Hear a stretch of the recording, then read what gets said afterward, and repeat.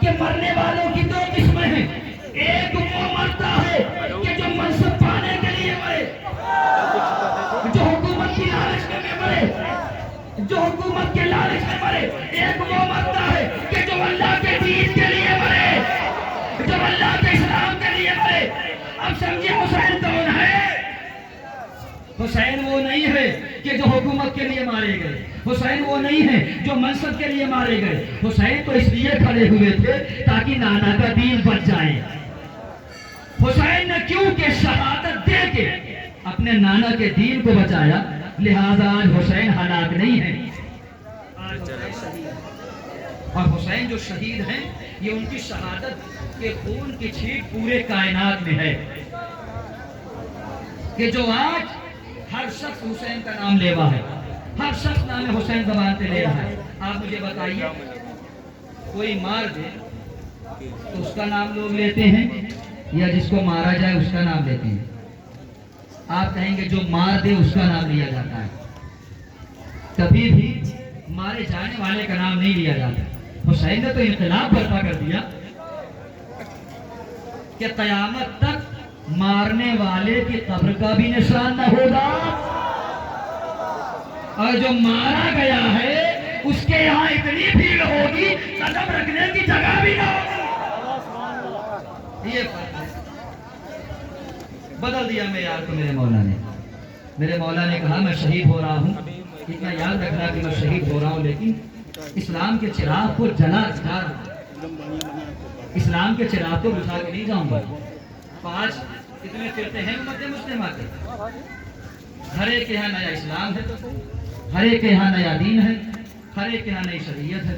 کوئی کہتا اسلام یہ کہتا ہے, کوئی کہتا اسلام یہ کہتا ہے, کوئی کہتا اسلام یہ کہتا ہے. کسی کا نظریہ یہ ہے کہ ستم کرو یہ اسلام کا قانون ہے, کسی کا نظریہ یہ ہے گھر اجاڑ دو یہ اسلام کا قانون ہے, کسی کا نظریہ یہ ہے کہ ماؤں کی گودیوں کو ویران کر دو یہ اسلام کا قانون ہے. اسی لیے میں کہتا ہوں اور اس مجمع سے بھی کہہ رہا ہوں, اگر حقیقی اسلام لینا ہو اور اسلام کی سچی اور حقیقی تصویر دیکھنی ہو تو فقط در آل محمد پہ آؤ, ورنہ جہاں بھی جاؤ گے ہر آدمی اپنی مرضی کا اسلام دے گا, ہر آدمی اپنی مرضی کا اسلام دے گا. اسلام اتنا اچھا دین کیوں ہے, اتنا پیارا دین کیوں ہے؟ بولنا جو جملہ کہنے جا رہا ہوں, اسلام اس لیے اچھا دین نہیں ہے کہ اس میں نماز روزہ ہے, اس میں حج و زکوٰۃ ہے. نماز تو آپ کی اچھائی کے لیے ہے, اسلام کی اچھائی کے لیے تھوڑی. نماز آپ کی فلاح کے لیے ہے, اسلام تو پہلے ہی سے فلاح یافتہ ہے. اسلام اچھا دین اس لیے کیونکہ اس میں نہ تو افراط ہے نہ تفریط ہے, بلکہ جو کچھ بھی ہے نقطۂ اعتدال ہے. اس میں نہ کمی ہے نہ زیادتی ہے, کسی بھی معاملے میں جو کچھ بھی ہے نقطۂ اعتدال ہے. مثال کے طور پہ کھانے میں نمک زیادہ ہو جائے تب بھی اچھا نہیں لگتا, کھانے میں نمک کم ہو جائے تب بھی بے ذائقہ لگتا ہے, اور جب وہی نمک نقطۂ اعتدال میں ہو تو کھانے کا ذائقہ محسوس ہوتا ہے. سمجھ رہے نا بات؟ تو اسلام اس لیے اچھا ہے, نہ اس میں زیادتی ہے نہ اس میں کمی ہے, بلکہ جو کچھ بھی ہے جتنا ہونا چاہیے اتنا ہے, نقطۂ اعتدال میں ہے. اب آپ کو ایک مثال دے دوں تاکہ ذرا سا آپ کا ذہن ہموار ہو جائے نقطہ سننے کے لیے. پانی ابھی 2-3 دنوں لگاتار ماشاءاللہ بارش ہوئی, پانی برسا, اللہ کی رحمت نازل ہوئی نا. یہ رحمت جب برستی ہے تو کیا خالی کسی ایک کے لیے برستی ہے؟ سب کے لیے برستی ہے. رحمت برسی, تالاب میں جمع ہو گیا پانی, تالاب بھر گیا, ندی تک پانی پہنچ گیا, ندی میں روانی آ گئی, دریا تک زیادہ پانی پہنچ گیا, دریا میں طغیانی آ گئی, درختوں کو پانی مل گیا, درختوں میں ہریالی آ گئی, پھلوں کو پانی مل گیا, پھلوں میں مٹھاس آ گئی. اس پانی کے الگ الگ فائدے ہیں.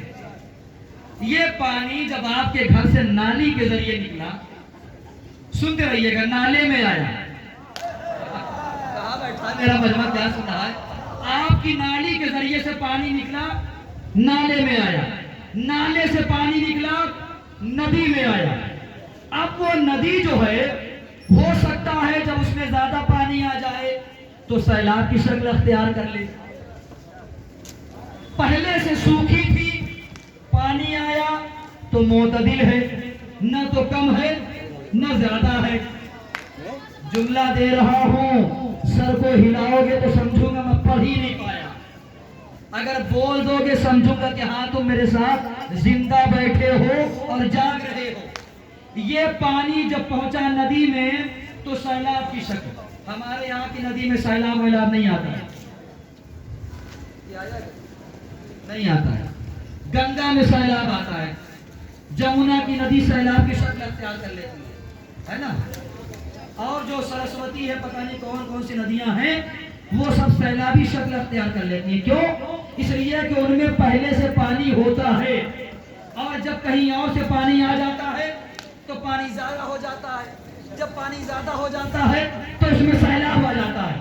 اب آئیے آپ کو بنارس کا ایک منظر دکھاتا ہوں۔ بنارس میں ہے گنگا ندی، وہ گنگا ندی ایسی ندی ہے کہ عام دنوں میں لوگ جاتے ہیں، وہاں اسنان کرتے ہیں، کپڑے دھلتے ہیں، کپڑے پاک کرتے ہیں، کبھی کبھی اس کا پانی پیتے بھی ہیں۔ میں نے کہا کمال ہے، تمہیں کراہیت نہیں آ رہی ہے، تمہیں برا نہیں لگ رہا ہے، اس ندی کو پوج رہے ہو، یہاں تم عبادت کر رہے ہو، اس کے سامنے ہاتھوں کو جوڑ کے کھڑے ہو۔ کہنے لگے مولانا مسئلہ یہ ہے کہ یہ ندی کا پانی ہمارے لیے رحمت ہے۔ نہیں ایسے تو پڑھوں گا ہی نہیں میں۔ کہنے لگے یہ ندی کا پانی ہمارے لیے رحمت ہے، گرمی چل رہی تھی نا تو رحمت تھا۔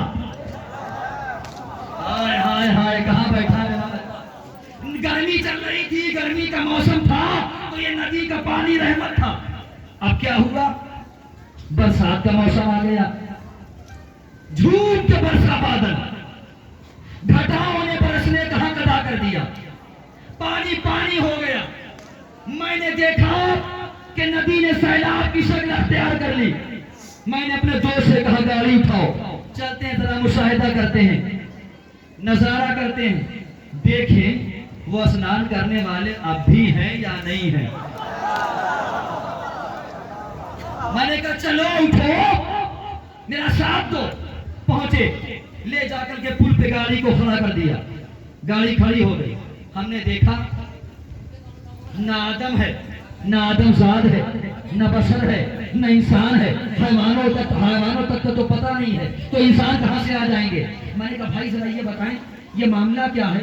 ابھی 10 دنوں پہلے بارش تو ہوئی نہیں تھی، اتنے سارے لوگ یہاں موجود تھے، اور بارش ہو گئی، پانی زیادہ ہو گیا، تب تو اور بھی مزہ ہے نہانے کا، اب تو کپڑا اور بھی زیادہ صاف ہوگا،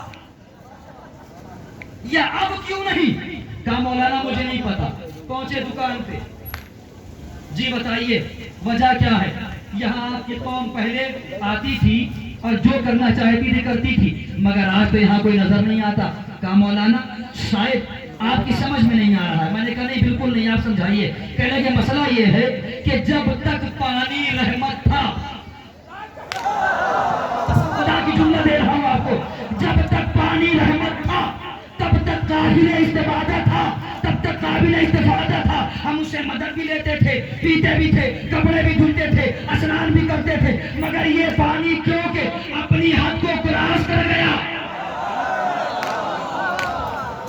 جب تک پانی اپنی حد میں تھا رحمت تھا، مگر آج پانی اپنی حد کو تجاوز کر کے سیلاب کی شکل اختیار کر گیا، لہذا یہاں کوئی نہیں آنے والا ہے۔ میں نے کہا بھائی یہی تو معاملہ ہے کہ دیکھو یہ نہ کہو یہ اچھے ہیں یہ برے ہیں، وہ بھی اچھی ہے وہ بھی بری ہے، ارے چاہے رسول کی زوجہ کیوں نہ ہو، جب تک اپنی حد میں آئے تب تک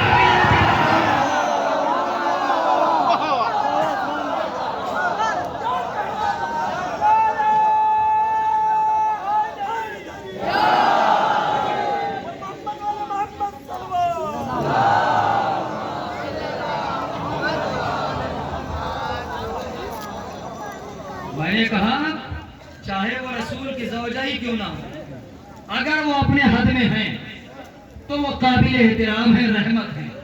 کیونکہ رحمت للعالمین کی بیوی ہے، زوجہ ہے، مگر اگر وہ اپنی حد کو کراس کر جائیں تو وہ رحمت نہیں رہتی ہیں، وہ لوگوں کے لیے زحمت کا سبب بن جاتی ہیں۔ ایک صلوات پڑھیے پر محمد والے۔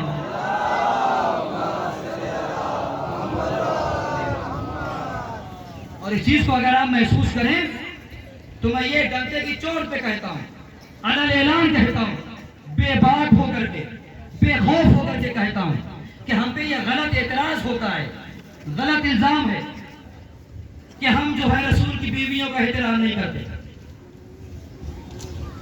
اے کا مطلب جہاں تک رسول کی زوجہ کے احترام کی بات ہے نا، تو جملہ کہوں کہ زوجہ رسول کا احترام جتنی زیادہ شان و شوکت سے شیعہ کرتے ہیں، میں دلیل دے رہا ہوں، خاموش نہ بیٹھیے، ویسے کوئی نہیں کرتا۔ جہاں تک یہ بات ہے کہ رسول کی زوجہ کا احترام نہیں کرتے، تو بتاؤ ہم سے بڑھ کے ام سلمہ کا احترام کس نے کیا؟ ہم سے بڑھ کے جناب خدیجہ کا احترام کس نے کیا؟ ہم یہی تو کہتے ہیں احترام کے قابل ہوں تو، اور احترام کے قابل وہ بنا کرتی ہیں کہ جو خود اپنا احترام سمجھے۔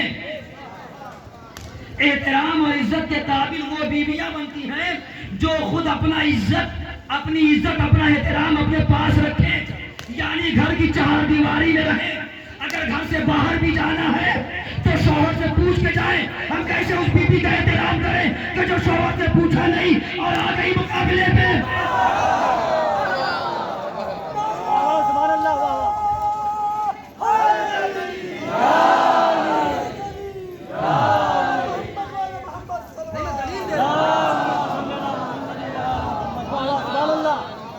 میں بات تو کہیں لے کے جانا چاہتا ہوں، ایسے ہی تو اگر بات چھوڑ دوں تو خطابت نامکمل رہ جائے گی، یہ مجلس نامکمل رہ جائے گی جو آپ کے سامنے عرض کر رہا ہوں، اور کوئی تبرہ بھی نہیں پڑھ رہا ہوں، بس یہ کہہ رہا ہوں جو اعتراض ہے اسے دھل رہا ہوں۔ اعتراض نہ کرو نہ ہم جواب دیں۔ سنیے، وہ ماحول تھا، وہ معاشرہ تھا جب عرب کے جاہل بدو گمار اپنی زندہ بیٹیوں کو ادھر پیدا ہوئی ادھر تربور کر دیا۔ اسی معاشرے میں اللہ نے رسول کو ایک فاطمہ دی۔ جملہ سننا میرے عزیز، اسی ماحول میں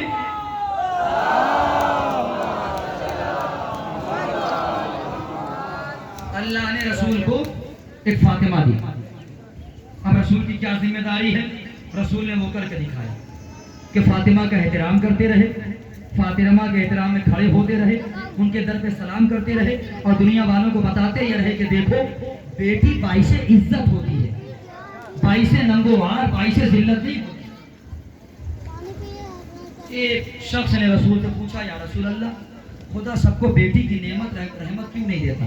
تو رسول نے مسکرا کے کہا کہ اللہ فقط انہی کو بیٹیاں دیتا ہے جن کے یہاں بیٹیوں کی قدر ہوتی ہے۔ بہت سخت جملہ ہے، معاف کریے، لیکن حدیث رسول ہے، بہت سخت جملہ ہے۔ اللہ اسی کو بیٹی دیتا ہے جن کے یہاں بیٹیوں کی قدر ہوتی ہے، اور جس گھر میں بیٹیوں کی قدر نہیں ہوتی اللہ بیٹی نہیں دیتا۔ بیٹی تو بہت بڑی چیز ہے، 3 مرحلے ہوتے ہیں اس کے، بچی ہے تو بیٹی ہے، جوان ہو گئی تو زوجہ، اور ایج آگے بڑھی اللہ نے گودی بھر دی تو وہ ماں بن گئی۔ 3 منزلیں ہیں نا، چوتھی کوئی منزل نہیں۔ بیٹی ہے، زوجہ ہے، ماں ہے، چوتھی کوئی منزل ہی نہیں۔ مجھے اتنا بتاؤ، بچی ہوتی ہے جب یہ بیٹی تو اس کے اندر سمجھ زیادہ نہیں ہوتی، کچھ غلط بول دیا، غلط کر دیا، ماں باپ نے سمجھا کہ بڑے ہوتے ہوتے عقل آ جائے گی، بڑی ہو گئی تب بھی نہ عقل آئی تو لوگ کہتے ہیں کہ اور آگے بڑھے گی تو عقل آ جائے گی، اور آگے بڑھے گی تو عقل آ جائے گی، اور آگے بڑھے گی تو عقل آ جائے گی۔ یہ جو بیوی مقابلے میں آئی اس کا سن کیا تھا؟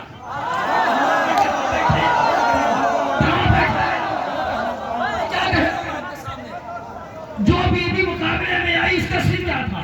بچی تھی کہ سمجھایا جائے، اکبر. کیا کیا جائے، یہ تاریخ اسلام ہے بھیا، اس کو کہیں چھپایا نہیں جا سکتا. اب تو زوجہ بھی بن گئی، اور اگر صاحب اولاد نہیں ہوئی تو محمد کا قصور نہیں ہے، تمہاری نسل کی کمی ہے.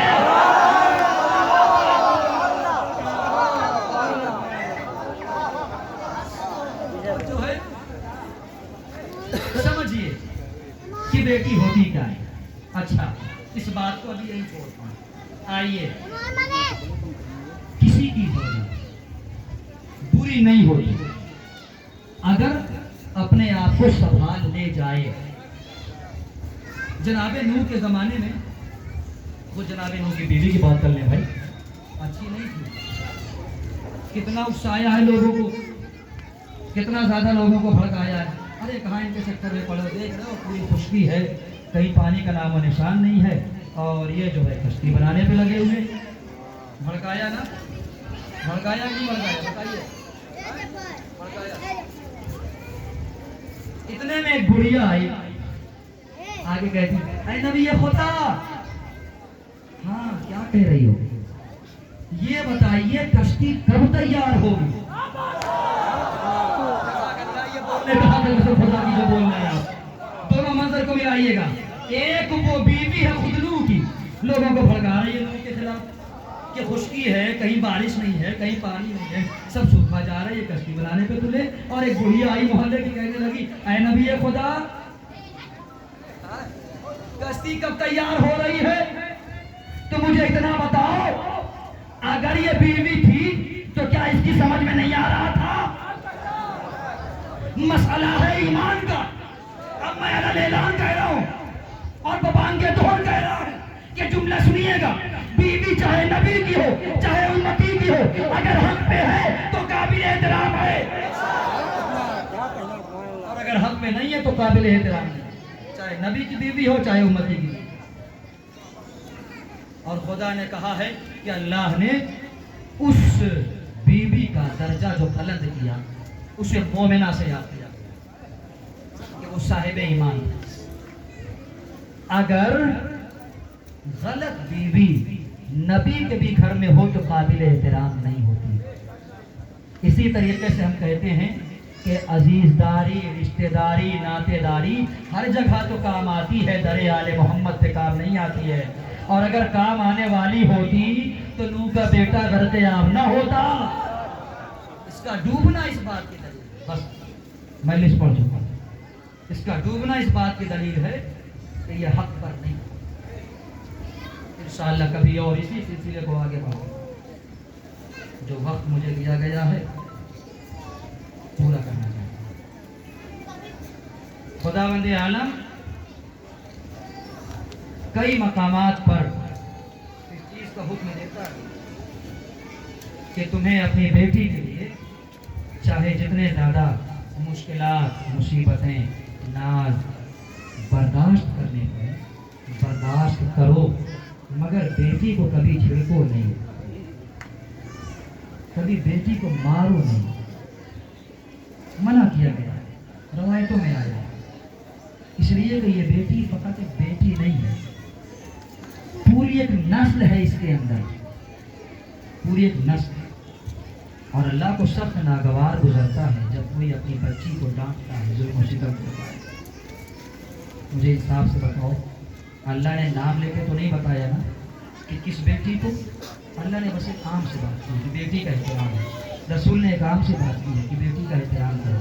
لیکن اگر کوئی بیٹی سکینہ جیسی ہو، اگر کوئی بیٹی جناب سمرہ جیسی ہو، اگر کوئی بیٹی اپنے باپ کی زینت بن جائے جسے زینب کہا گیا، تو اس کا کیا مقام ہوگا. دو منظر پیش کروں گا مسائل میں بس. ماشاءاللہ مومنین تشریف فرما ہے، عزادار موجود ہیں، رونے کے لیے آپ کی آنکھیں تیار ہیں، دل آمادہ ہیں اشک بہانے کے لیے. دیکھیے کربلا سے لے کے کوفہ، کوفہ سے لے کے شام، اگر اس مرحلے کو آپ ملاحظہ کریں تو کوئی معمولی چیز نہیں ہے. میں کہتا ہوں کہ جب میں کوفے اور شام کی تاریخ پڑھتا ہوں تو مجھے کربلا کچھ بھی نظر نہیں آتی. اس لیے کہ کربلا میں تو سب شہید ہو گئے نا، اس کے بعد تو کچھ نہیں ہے. لیکن کوفہ اور شام بے رضائی، اسیری، ظلم و ستم، پتھر مارے جانا، آگ کا برسایا جانا، یہ سب کیا کوئی معمولی چیز ہے؟ مولا سجاد کہاں کہاں صبر کریں مجھے. روایت کے جملے پیش کر رہا ہوں. روایت بتاتی ہے میرے عزیزوں، حسین کے عزاداروں، زہرا کی دعا پانے والوں، کہ مولا سجاد جب روتے ہیں تو آنسو نہیں روتے ہیں، خون روتے ہیں. ہم اور آپ جب روتے ہیں تو ہماری آنکھوں سے آنسو روا ہوتے ہیں. میرا مولا خون روتا ہے، آنسو نہیں روتا ہے. میرے مولا سے پوچھا گیا، مولا تم خون کیوں روتے ہو؟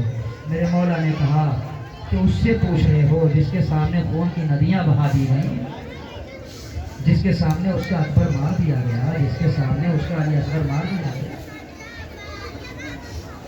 میں صرف یہ پڑھنا چاہتا ہوں کہ مولا سجاد کربلا سے لے کے شام تک خون کب روئے. مجھے یہی روایت پڑھنا ہے. میرا مولا مجھے اتنی طاقت دے، میں پڑھ لے جاؤں، تمہیں اتنا حوصلہ دے تم سن لے جاؤ. لیکن اتنا یاد رکھنا، اگر آنسو آئے تو روکنا نہیں. اگر آواز سے گریا ہو سکے تو آواز سے گریا کرنا، کیونکہ جب تم آواز سے گریا کرتے ہو نا تو حسین کی ماں کہتی ہے، اے پروردگار انہیں سلامت رکھنا. بس یہ پڑھنا چاہتا ہوں. زہرا کی کنیز مولا، میرا مولا سجاد خون کا رویا. روایت کہتی ہے مولا سجاد نے اپنے بابا کا لاشا دیکھا، خون نہیں روئے. علی اکبر کا لاشا دیکھا، خون نہیں روئے.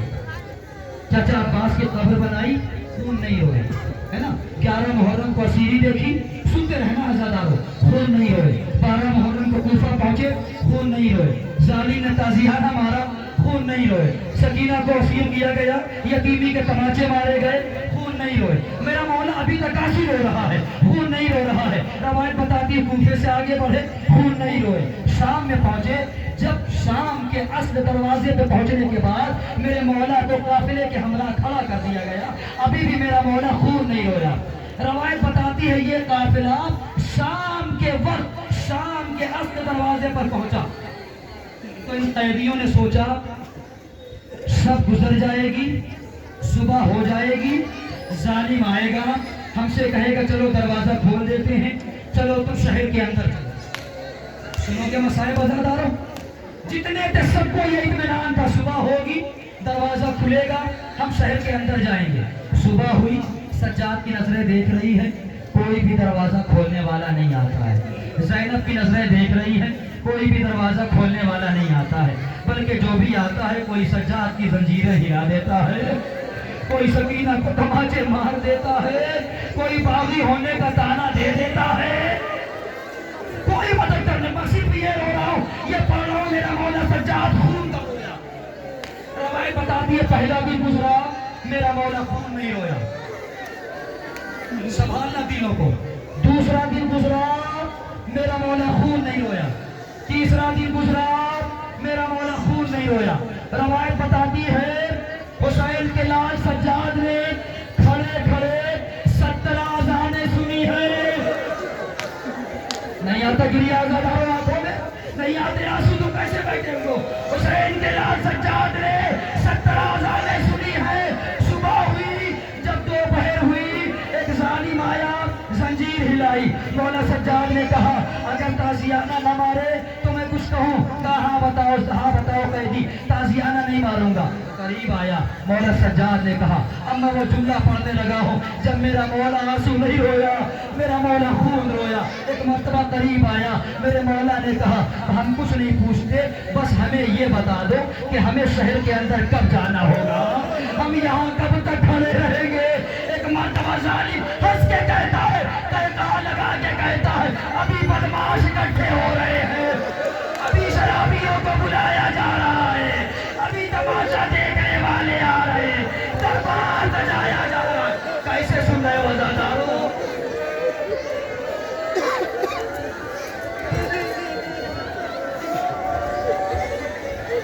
جزاک اللہ جزاک اللہ. خدا ان آوازوں پر رحمت راضی فرمائے. خدا کوئی غم نہ دے سوائے غم مظلوم کا بنا.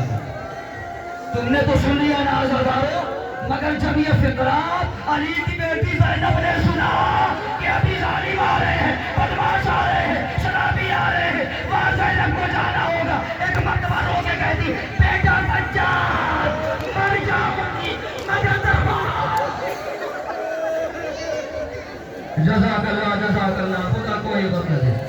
آخری جملہ پڑھنے جا رہا ہوں، بیٹا سجاد مر جاؤں گی مگر جانتے ہو نا میں زہرا کی بیٹی ہوں، میں دربار میں نہ جاؤں گا۔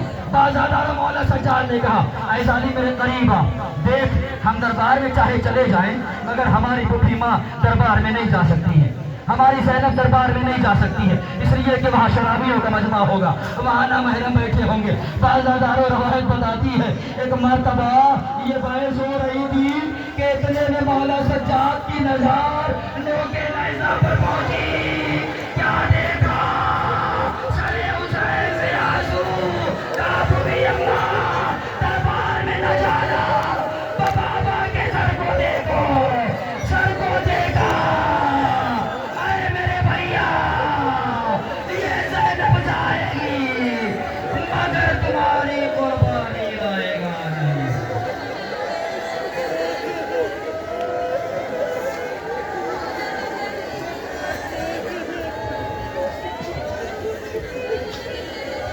اِنَّا لِلَّهِ وَإِنَّا إِلَيْهِ رَاجِعُونَ وَسَيَعْلَمُ الَّذِينَ ظَلَمُوا أَيَّ مُنقَلَبٍ يَنقَلِبُونَ اللهم ارزقنا زيارة قبر الحسين في الدنيا وشفاعة الحسين عليه الصلاة والسلام۔